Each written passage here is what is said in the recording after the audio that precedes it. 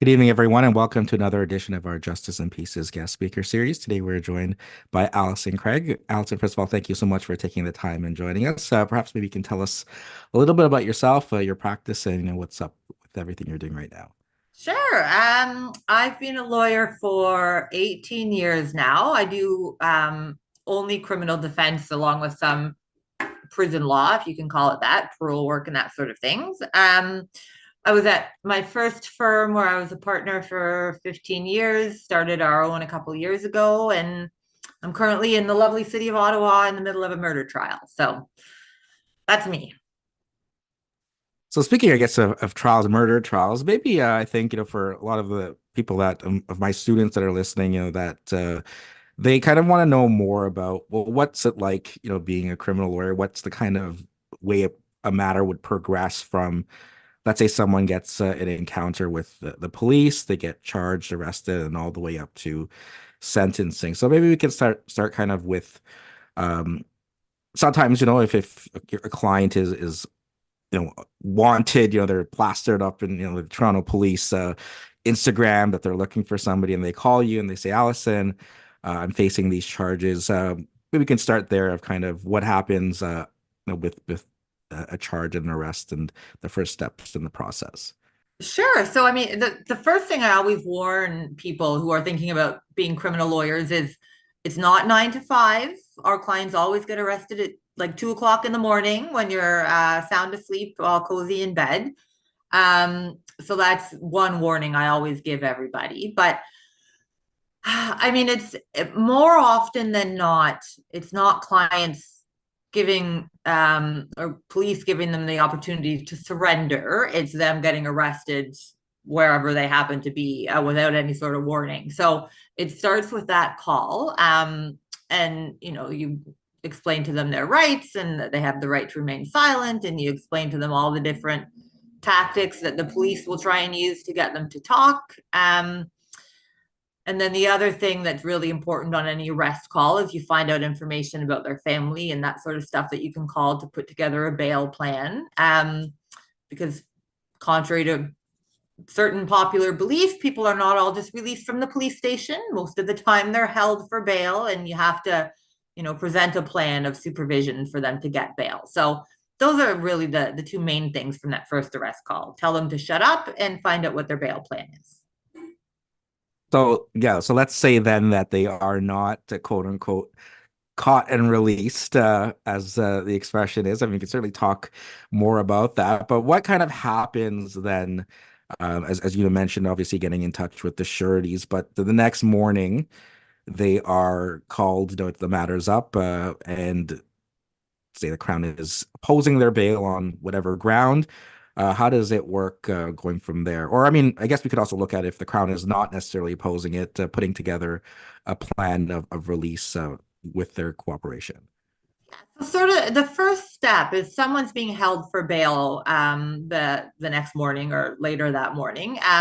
First thing you do is you reach out. There's in every courthouse there'll be a crown attorney that's the assigned bail vetter for that day. So they're the ones that get all the new arrests from the police and have a look at each one and say, we're seeking this guy's detention, we'll agree to this guy's release, that sort of thing. So you reach out to whoever that crown is that day. And you get a copy of the synopsis, which is usually like a one-page summary of what the police say happened. And then along with that, the Crown will tell you their position on bail. And you sort of go from there. So if the Crown is agreeing to their release with certain conditions, they want a residential surety, someone the accused can live with, or they want a curfew, whatever. You put together all of that information, you send it off to the Crown. If they agree, sometimes, most of the time, the person can be released that day. Most bail courts now, not all, most are done remotely by Zoom, just like what we're doing now. In the old days before COVID, you'd have to drive off to every single courthouse and things got a bit messy, but now it's all done by Zoom.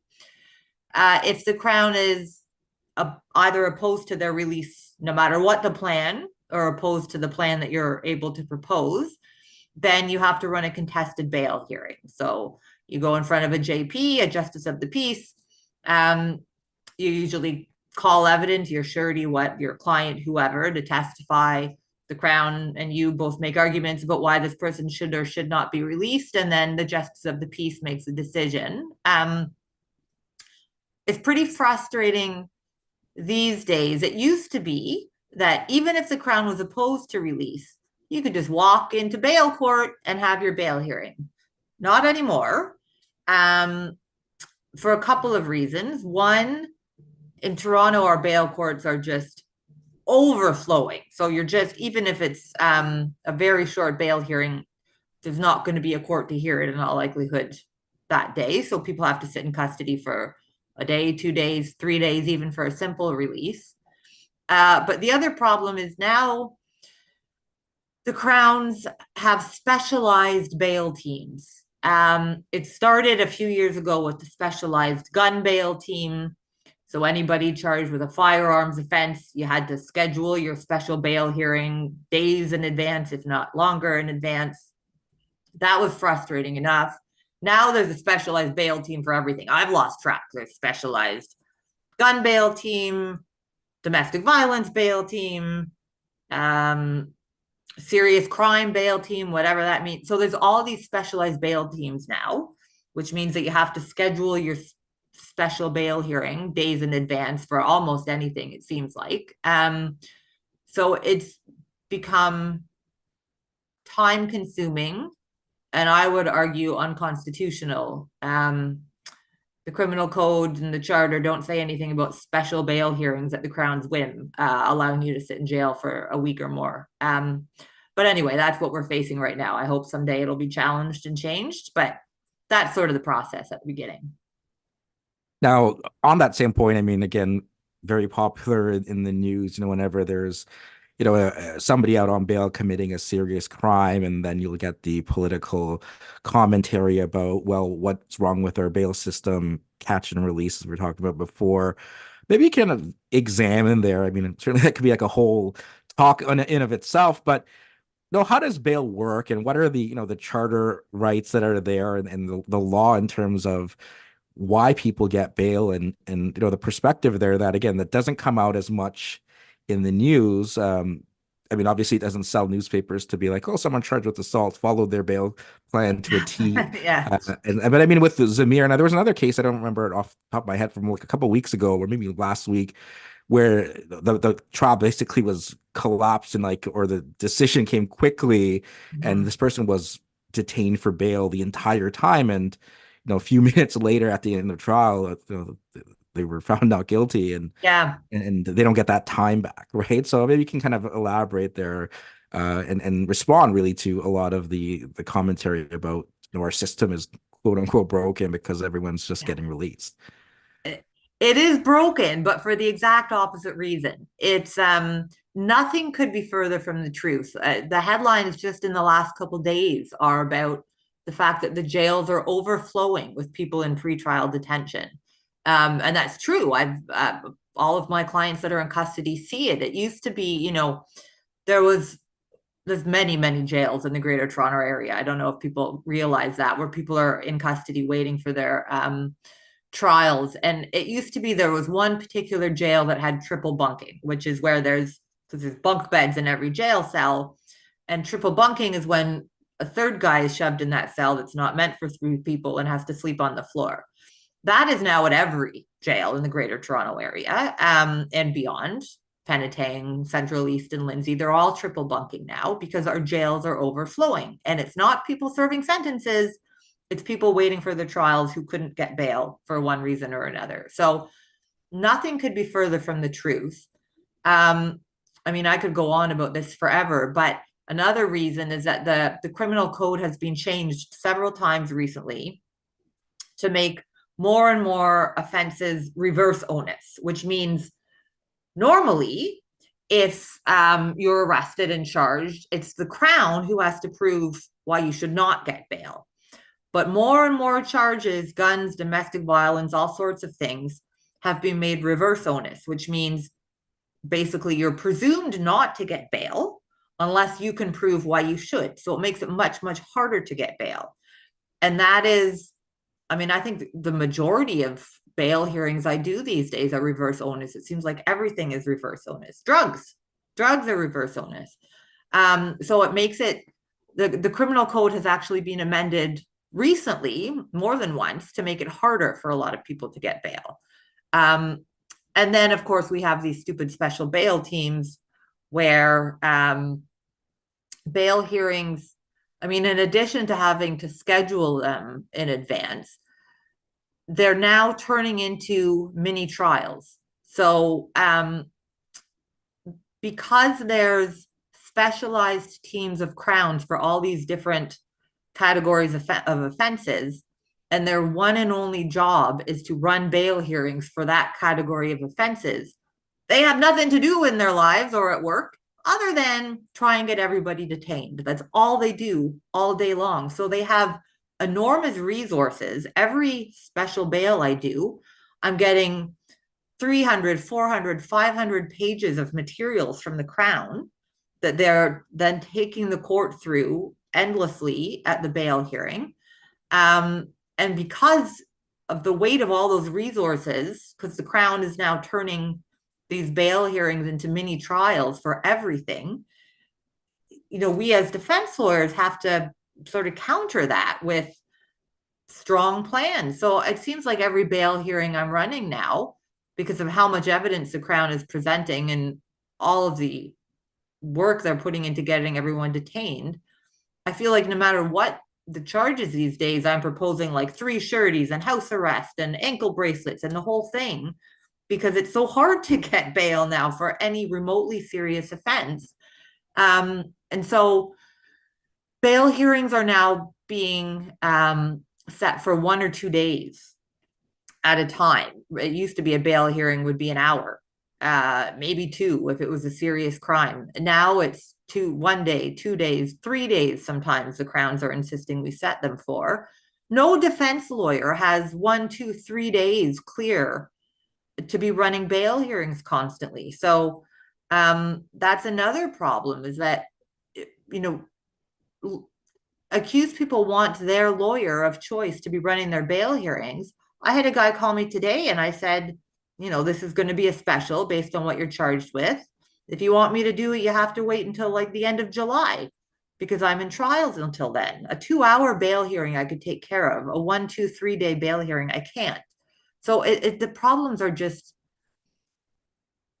piling up quickly with how bail is being dealt with now.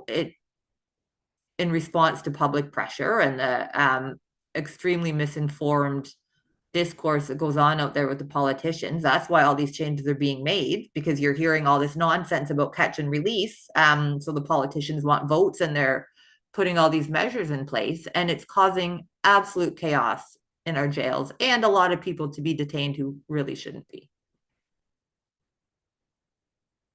One of the things there on bail itself, right? So there's the students we learn the different grounds, right? Primary, secondary, and now you're seeing more even on the tertiary ground, and they're kind of like, well, what exactly is this ground, and how can it be used to detain someone? So maybe I don't know if you've had something recently where that's the ground that they're looking at, because it's for at least the students, it's a little easier to understand. They're not going to show up to court or they may reoffend, but what Right. exactly is this sort of catch-all here at the end? I sort of describe it to people as the public outcry ground. That's how I describe it. So, what would a reasonable member of the public think if this person with these charges was released on bail? Would they be upset? That's what the tertiary ground is about. But it's also overused. It's used in any gun charge, regardless of the circumstances. The Crown in any gun charge will argue the tertiary grounds.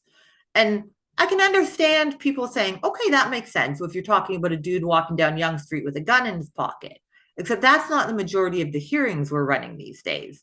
The examples I always try and give people, and I think the bail hearing that I and most lawyers probably run most commonly is the following. There's a car pulled over, 5 dudes inside the car. The police,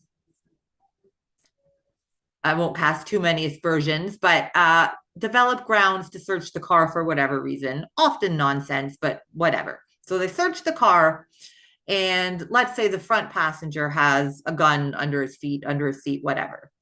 All five people in the car, including the dude in the opposite back seat who probably knew nothing about the gun, all five people will be arrested. All five people will be charged with possession of that gun.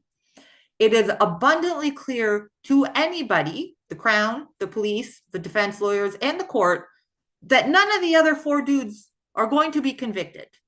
It's impossible. The dude in the back seat is not going to be convicted of possession of the gun that was under the front passenger's foot, for example. Nevertheless, the Crown will seek everybody's detention at a bail hearing. They will make us all set special bail hearings, including for the dude in the back seat that knew nothing about the gun. So that dude is going to have to sit in jail for days or longer waiting for his bail hearing, despite the 0% chance he will be convicted of anything. And then when you get to the bail hearing, the Crown will argue the tertiary grounds. And every single time they present all these gun statistics and all the shooting statistics and on and on and on, which is fair enough in some circumstances.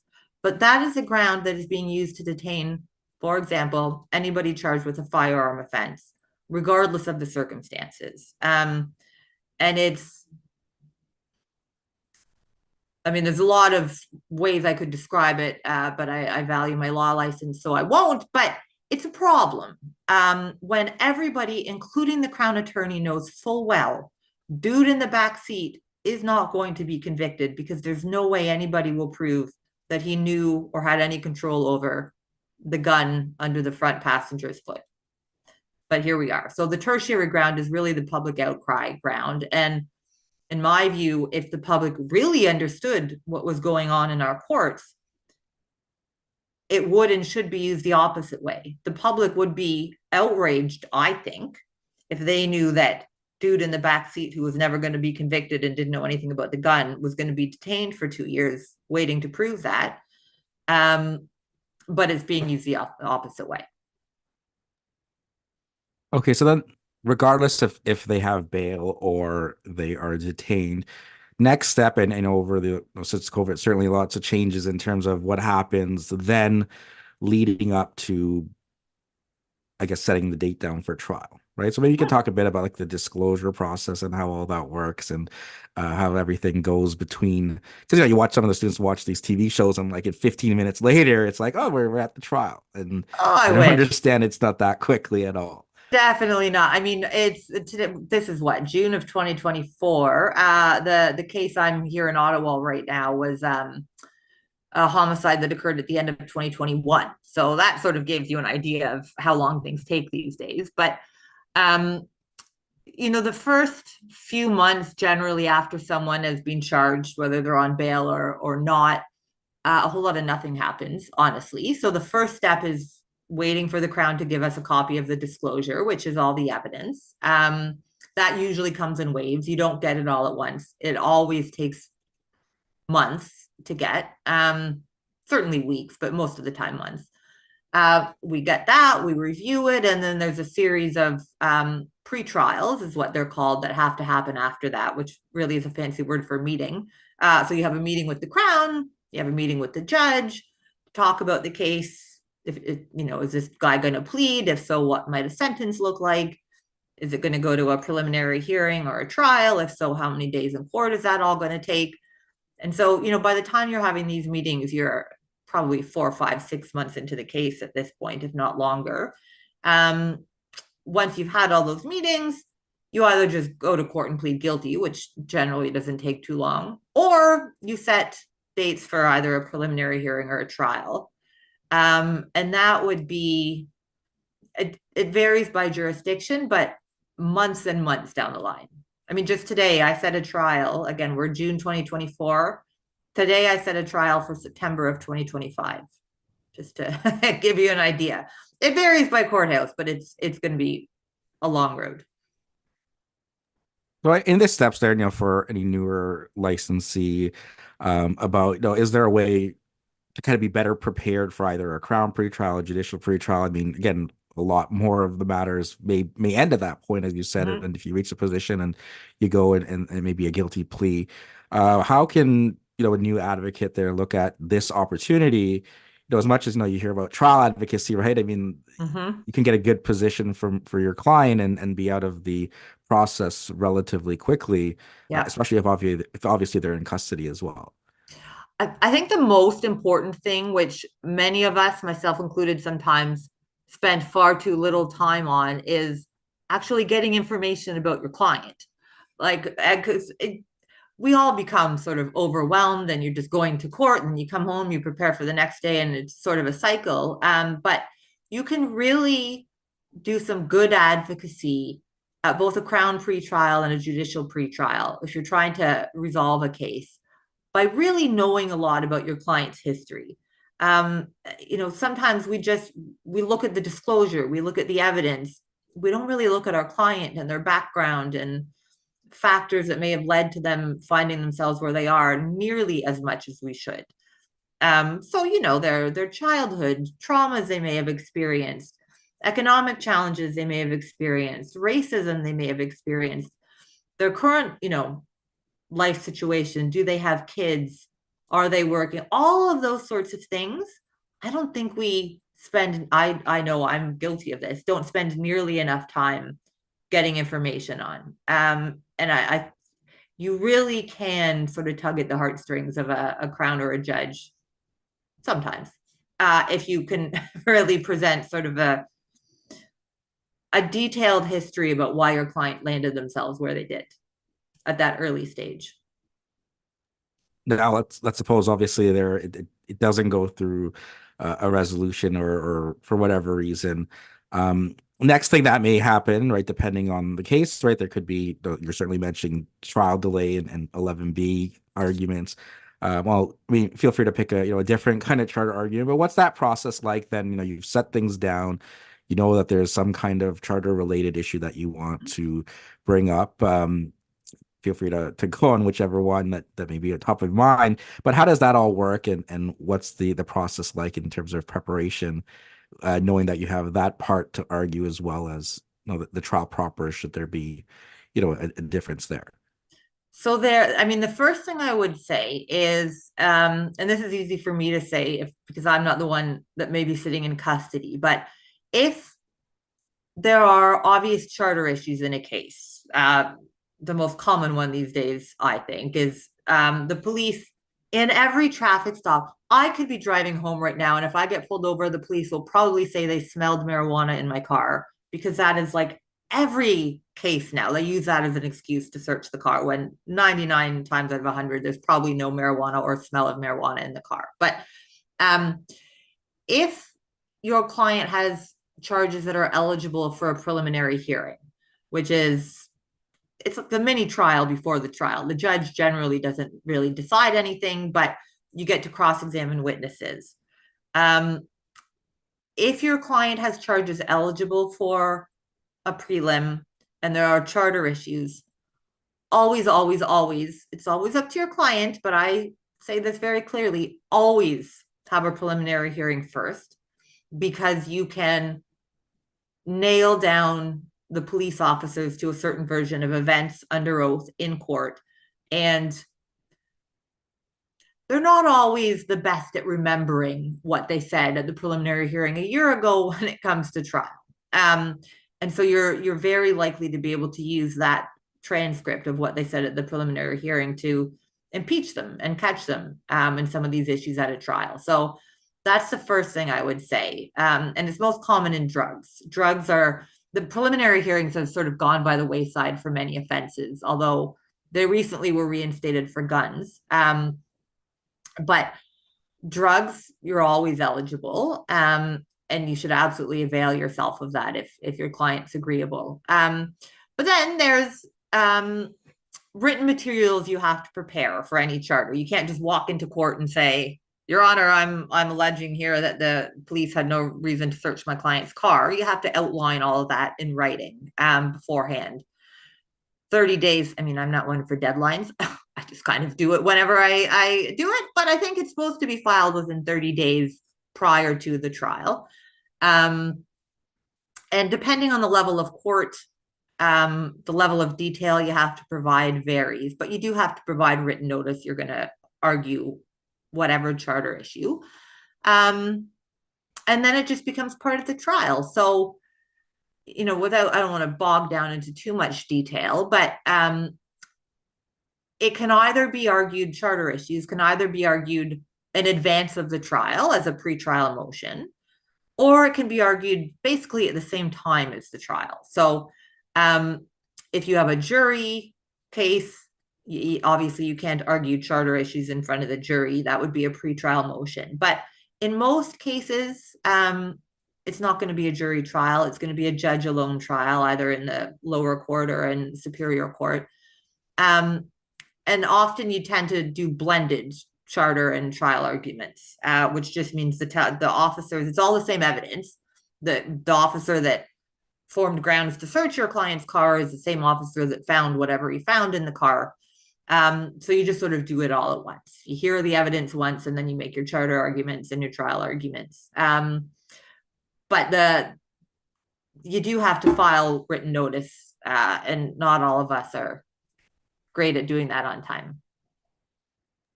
Okay, so now we come to trial then, let's say. I know you're obviously in the middle of a trial. Any um tips and advice, from an advocacy perspective, again, newly licensed, first trial, what to be prepared for or how to prepare even, some of the things, if you can go back, 18 years, like, hey, I wish I knew this, for that first Oh, trial there.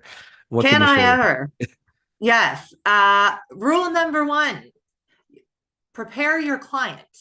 So, um, we think about having to cross-examine the Crown's witnesses and that sort of thing, which of course is important, and we can talk about that. But what we often, or at least I certainly did not think about as much, is our clients are often going to want to testify at their trial.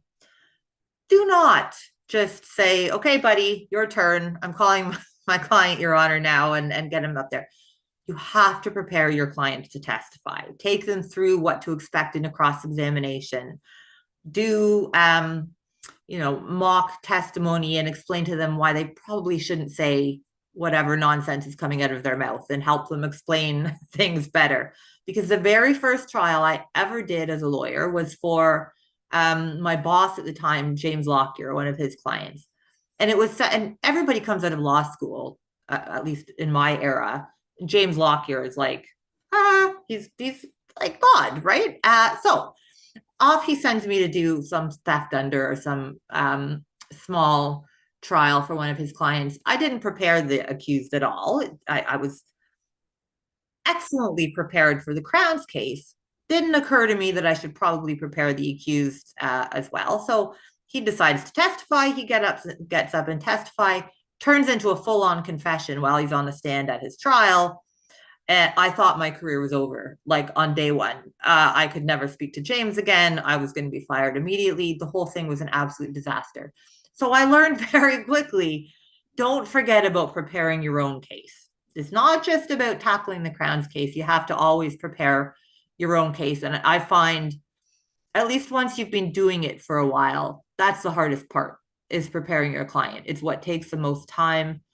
This case I'm working on right now, I've lost track of how many hours I've spent at the jail preparing him should he decide to testify. And that's now what I spend most of I shouldn't say most, that's not fair. There's always a lot of work to learning the Crown's case, but certainly a majority or a big chunk of my time on in any serious case.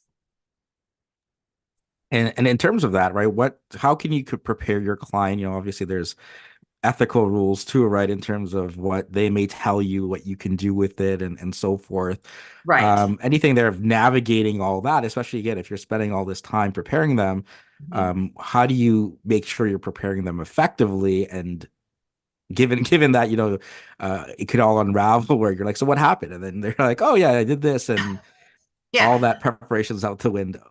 Yeah. I mean, you do, it is a fine, well, it's actually not a fine line, it's a very clear line, but I always make it very clear to clients, look, if I'm ethically bound not to put you on the stand to say something I know is not true, number one. So I always make that very clear to them. And I've certainly had more than one occasion where a client has said, okay, I did it, but this is what I'm going to say. I immediately, find them a new lawyer because I can no longer assist. But um, it's more, you can't obviously tell your clients what to say, but you can help them say it more effectively. Like a lot of our clients tend to be a little rough around the edges. And you shouldn't be blurting out F-bombs every other word when you're on the stand in front of a jury and that sort of stuff. And what I mean, I wish I could say I do this in every case. It's not practical, but in any serious case or in any minor case when I have significant concerns about my client's um, testimonial abilities, I will bring in a colleague to pretend they're the Crown attorney and cross-examine them. That is the most effective way to get your clients ready to testify. Because after you've been looking at a case and working on a case for months, if not years, we accuse the police of getting tunnel vision, but at that point, we sort of get tunnel vision too, right? When we've gone over it with our clients so many times and that sort of thing. But if you bring in a colleague or a friend or whoever to pretend they're the Crown attorney, that person is coming in from the same position as a judge or a juror or the Crown in your case. Maybe less so the Crown, but a judge or a juror who's hearing everything for the first time. And they will pick up on things every time. They will pick up on things and problems with how your client is explaining things that at that point you're not going to anymore because you've gotten the same tunnel vision that we yell about police getting. So that is probably the number one best way to prepare a client. I always bring in my law partner, Richard, who, I mean, he's not nice when he does it, but that's kind of the point.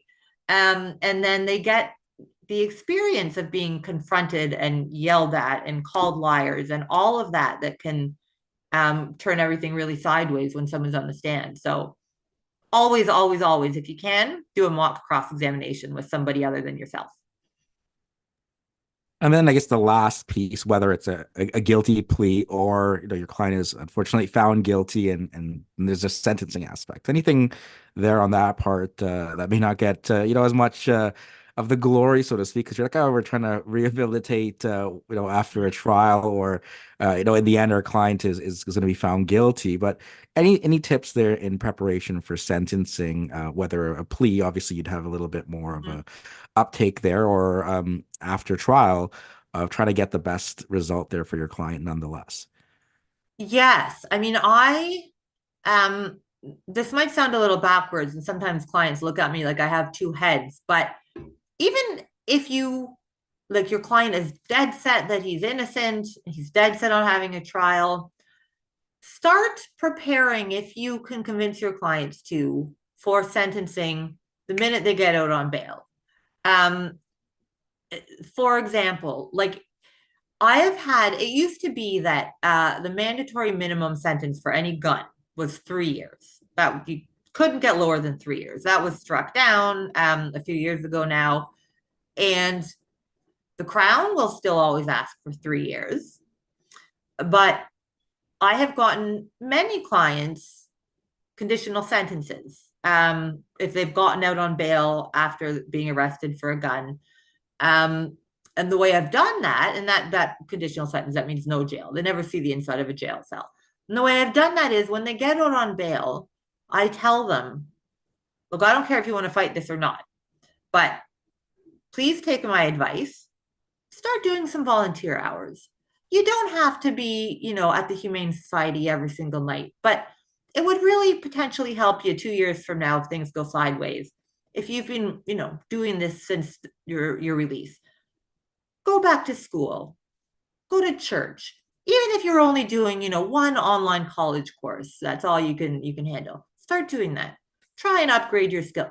All those sorts of things. I mean, most of the time, for guns, they're on pretty strict conditions, so there's only so much they can do. But if you can tell your client, look, I know you want to fight this, but it would really behoove you to at least do some little things between now and your trial, to start showing to the court that you're making efforts to rehabilitate. That makes an enormous difference. So don't wait until someone is convicted and then say, oh, dude, go spend the next couple of weeks doing every hour you can at the Humane Society. Start early. Perfect. So one big thing, I guess, right in the last couple of days, that comes up, depending on maybe a resolution or right before a trial, is not criminally responsible, right? There's the case of Tens in there that was found, and again, polarizing the uh, community at large about, well, hey, is this person, can I just say I have this and I'm not going to go to jail? Um, Maybe you could kind of elaborate on how it's not that case there of, what the process of somebody being found not criminally responsible and the threshold. Because again, you get a little soundbite, you see something in bits and pieces, especially on Twitter and quick headlines in the news, and you make the wrong connections. Because again, I was talking to my students about that, and that's something today that they're like, well, I don't understand how this could happen, and this person doesn't go to jail. It's it's a very, very high bar. Most people who argue that they're not criminally responsible are unsuccessful. You have to be so unwell that you are completely incapable, basically, of understanding what you're doing and understanding that it's wrong. So you've got to be very, very, very sick in order to be found not criminally responsible. And you cannot just go to court and say, Judge, I was feeling out of it that day. I was hearing things. My bad. Find me not criminally responsible, please. It doesn't work that way. It's all based on expert evidence. So there's very in-depth assessments that will be done by generally forensic psychiatrists and forensic psychologists that will go through a person's entire medical history, entire psychiatric history, interview all sorts of collaterals, review all of the disclosure, obviously conduct assessments with the accused. Generally, there's going to be two, at least, assessors. There'll be one by the Crown, one by the defense. Often it becomes sort of a battle of the experts, but it's all based on expert evidence. It's not just some dude walking into court saying, "Sorry, judge, I was feeling crazy that day, so it's not my fault." It's very complex psychiatric reports. I've seen them hundreds of pages long sometimes, and it's not an easy test to meet. And by the way, also not. I mean, I've had a couple of clients at least, and I'm aware of other cases where accused are given the option of seeking a not criminally responsible verdict and decide not to, because the reality is, like, if you're found not criminally responsible, you don't just walk out of court and go home and carry on with your life. You're put under the purview and supervision of the Ontario Review Board, which is a team of doctors and all sorts of other people that then have control over you. And it's up to them when you get to go home and when you get to be free of conditions. And sometimes, if not often, people who are found not criminally responsible are going to be in psychiatric institutions way longer than they ever would have been in jail if they just had a normal trial. I'm using the air quotes here, and being convicted. So it's a complex and very misunderstood issue. But number one, any not criminally responsible verdict is going to be based on extensive psychiatric evidence by experts that are neutral and found to be qualified by the courts. And number two, it doesn't result in just going home and carrying on with your life. You may well be in a psychiatric institution, depending on your illness, much longer than you ever would have been in jail. And that includes for homicides, by the way. And then that kind of segues into, like, one of the common questions I guess you may be asked about, how do you work as a criminal defense lawyer, knowing that, you're representing these people and you're going to navigate that. And, often, whether it's on Twitter or wherever, that people are Mhm. saying, no, you're the problem with the justice system type of thing because you're helping these people get away with these charges type of thing. So, I mean, how do you have that kind of tough skin, right? If you're a newly licensed Mhm. in this field to kind of go and represent on that side when again, it may not be the most pleasant things to kind of look through even in the disclosure and then go in and raise the legal arguments, Mhm. capturing all of that. Yeah, I think, I mean, it's sort of twofold, I guess. One, I think most people, once they start doing this, really aren't that affected by that because when you get to know your clients, um, most of the time it's just really sad. And you really, regardless of what they've done, I mean, people don't just wake up, air quotes again, bad people. You don't just wake up, you're not born a criminal. Um, Life circumstances, for the most part, have gotten our clients to where they are in life. And it's usually really sad, whether it's trauma or addiction or mental illness or whatever. And so I don't lose a moment's sleep once I know my clients and what they've been through and what got them to where they are. Doesn't bother me in the least. Just sort of half social worker, half lawyer a lot of the time.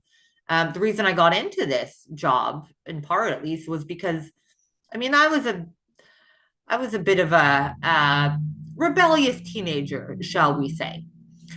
I didn't go to high school a lot. I was usually, drinking at the donut store or whatever. I was a bad teenager, but I came from a privileged background. And so when it was time in OIC, as it was then, to pull up my socks and get my butt to university, I did because I had the privileged background and the support to do it. I was just bored for the most part in high school.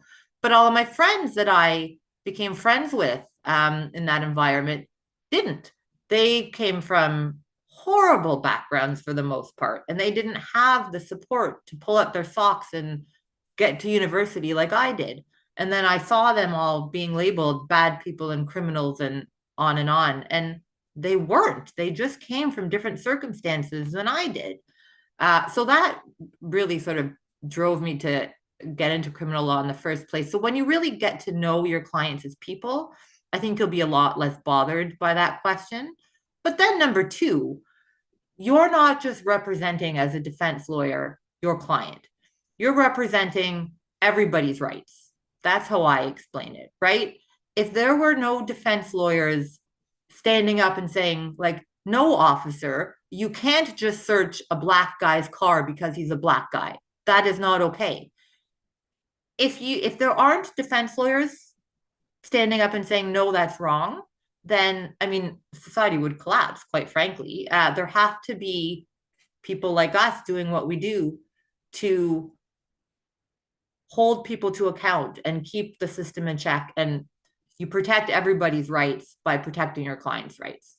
So that's sort of like my twofold answer to that.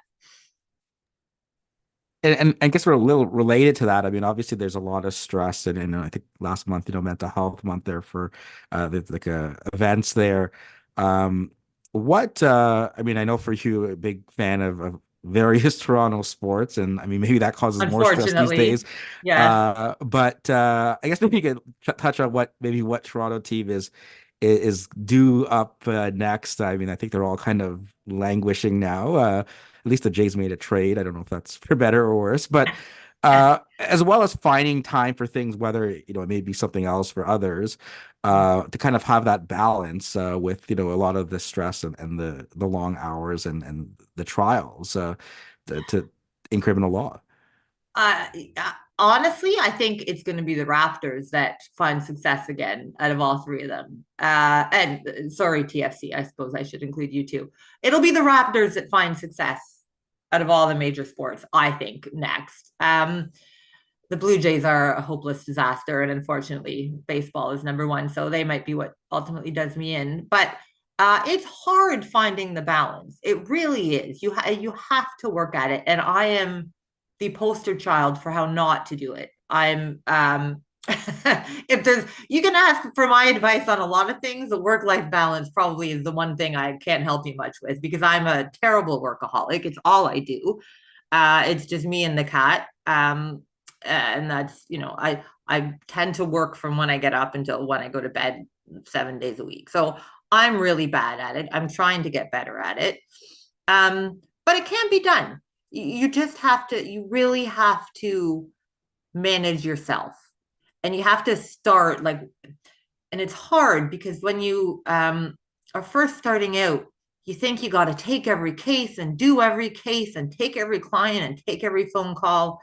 And to some extent, you sort of do to get on your feet and develop a practice. But you've got to learn limits, and it's hard. So you really have to. You're your only advocate, and clients will walk all over you if you're too generous. Like one thing I do, Maplehurst, as much as I'd like to. So you really have to impose your own limits, and otherwise it's just going to snowball. So start early, monitoring and building in that time, whether it's up until recently, I'd get up at 5 in the morning every day, which sounds a bit psychotic, but I enjoyed doing it to go to the gym. Even that I've stopped doing because I've just gotten so busy. So you've got to build in your time. You've got to be able to say no. Otherwise, it'll snowball and you'll become known as the nice lawyer who clients can get to do anything. Perfect. So, Alison, thank you so much for sharing everything that you shared here today. Final question, I guess, maybe not necessarily on that work-life balance, but any other words of wisdom for anyone looking to enter into the criminal defense side? And thanks again for taking the time and chatting with us. Of course, the number one thing, if you're wanting to go into criminal defense, um, and wondering how to start a practice, because you graduate law school, where do I get clients? How do I do this? The best way to build a practice when you're starting out is pay attention to your clients in custody. I tell this to everybody. It is the best way to build a practice quickly because clients in custody tend to be sort of ignored isn't the right word, but we set a trial date. We don't really need to speak to our clients at all in the next 8 months until the trial date is coming up. Um, but they feel forgotten quickly if you don't give them the attention, check in with them every few weeks, whatever, just to see how they're doing. If you get the reputation as the lawyer who visits your clients regularly, sets up phone calls, keeps them up to date, you're going to have the whole jail calling you in like 2 weeks. Because the number one complaint, if you sit in a video remand court, every person that comes on the screen says, I haven't talked to my lawyer in 6 months. I don't know what's going on with my case. That's their number one complaint, and rightfully so. So if you spend the time visiting your clients at the jail, whether it be in person or a lot of the jails have video visits now, man, will your practice explode quickly. So that is tip number one. Perfect. So, thanks again for taking the time, and thanks for everyone for tuning in. Take care. My pleasure. Good night.